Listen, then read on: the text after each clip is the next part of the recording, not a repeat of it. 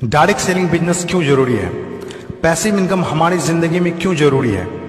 इस दुनिया में दो तरह की कमाई होते हैं, पहला एक्टिव अर्निंग और दूसरा पैसिव अर्निंग। एक्टिव अर्निंग किसे कहते हैं? वैसी कमाई जिसमें काम करे पैसा आए और जब काम करना बंद कर दे तो पैसे आना बंद हो जाए।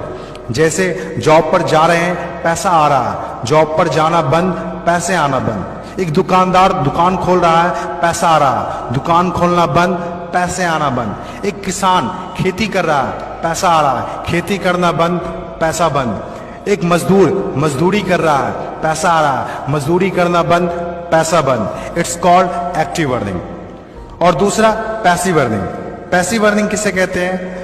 एक ऐसी कमाई जिसमें एक तय सीमा तक काम करे और उसके बाद काम ना भी करे तो भी अर्निंग होती रहे। It's called passive earning. Passive earning क्यों जरूरी है? क्योंकि आज हमारा शरीर काम कर रहा है, कल वह काम नहीं करेगा। आज कुछ ऐसा करना है जो हमारी मौजूदगी ना भी हो तो भी हमें रेगुलर इनकम आती रहे, और वो ज्यादा जरूरी है। पैसिव अर्निंग जिससे एक मिडिल क्लास और पुअर फैमिली भी आसानी से अपनी अर्निंग बढ़ाकर एक अच्छी जिंदगी जी सकता है। आज पैसिव अर्निंग के तरीके का इस्तेमाल वर्ल्ड के सभी अमीर लोग, बिजनेसमैन, पॉलिटिशियन और एक्टर सभी अपने लाइफ में पैसे कमाने में करते हैं। पैसिव अर्निंग का मतलब ऐसा काम जिसमें किसी काम का रेगुलर इनकम आता रहे, जैसे रेंटेड प्रॉपर्टी, कोई मकान, बंगला या रूम को रेंट पर देने से जो पैसा आए। और भी है जैसे fix deposit, real estate, business, YouTube earning, ये सभी पैसिव अर्निंग में आते हैं। आज आपके पास कोई एक ही इनकम ऑफ सोर्स है, चाहे वो जॉब हो या बिजनेस हो या शॉप हो या फिर एग्रीकल्चर, कुछ भी हो, आप उससे अपनी लाइफ की जरूरतों को पूरा नहीं कर सकते हैं। अगर आपको एक बेहतर जिंदगी चाहिए तो आप सिर्फ एक ही इनकम ऑफ सोर्स पर डिपेंड नहीं रह सकते। आपको सेकेंड, थर्ड, फोर्थ या ज्यादा इनकम सोर्स बनाने होंगे। जितनी ज्यादा इनकम ऑफ सोर्स होगी उतनी ज्यादा अर्निंग होगी और आप अपने फैमिली को एक बेहतर जिंदगी दे पाएंगे।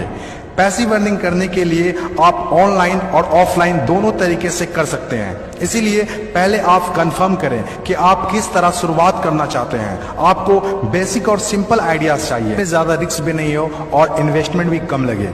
डायरेक्ट सेलिंग बिजनेस सबसे बड़ा एग्जाम्पल है। ये पैसे कमाने का वो रास्ता है जिसमें आप सिर्फ एक बार मेहनत करते हैं और कुछ ऐसे संपत्ति बना देते हैं जो आपको जिंदगी भर पैसे कमा के दे सके।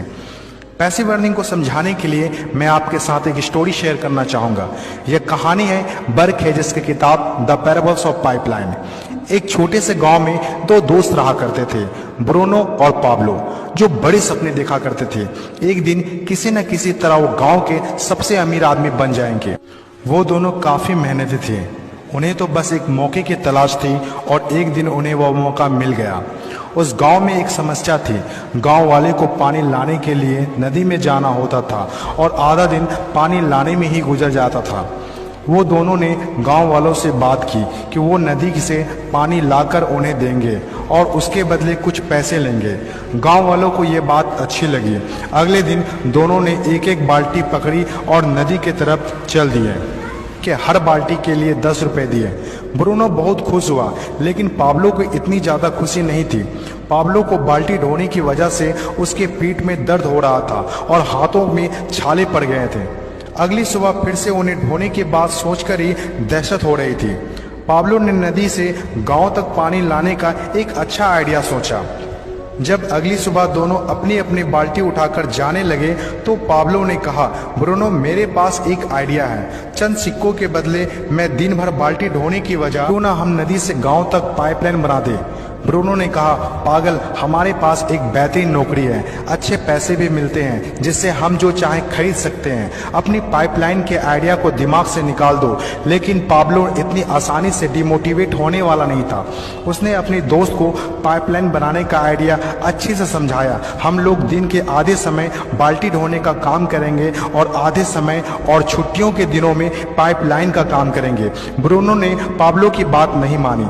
पाब्लो जानता था कि पथरीली जमीनों में पाइपलाइन बनाना आसान नहीं होगा, लेकिन पाइपलाइन बनने के बाद जो मिलेगा उससे वह इंस्पायर होकर काम करता रहा। जब पाब्लो अपना पाइपलाइन बनाता था तो गांव वाले उसकी मजाक उड़ाया करते थे। ये देखो Pablo the pipeline. Bruno Pablo से 2 गुना काम कर रहा था, इसीलिए वह 2 गुना पैसा भी बना रहा था।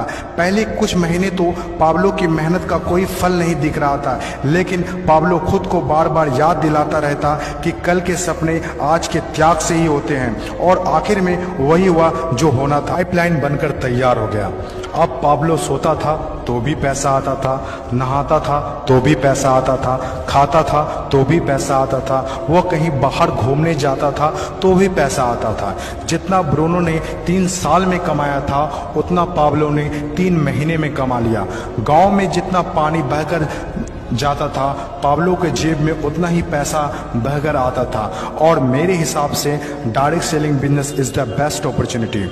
इस कहानी से हम 5 बातें सीखते हैं। पहला, विजन का होना। विजन सबके पास नहीं होता। विजन जो आंखों से नहीं सोच से देखी जाती है। इस दुनिया में 5% लोग के पास ही विजन होता है और वही इस दुनिया में कुछ बड़ा करते हैं।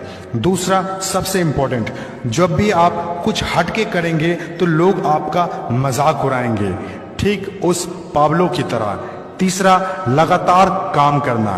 विजन पर काम करना आसान नहीं होता है। इसमें जबरदस्त फोकस के साथ तब तक काम करना होगा जब तक आप उसे कंप्लीट ना कर ले। चौथा, खुद को इंस्पायर करना।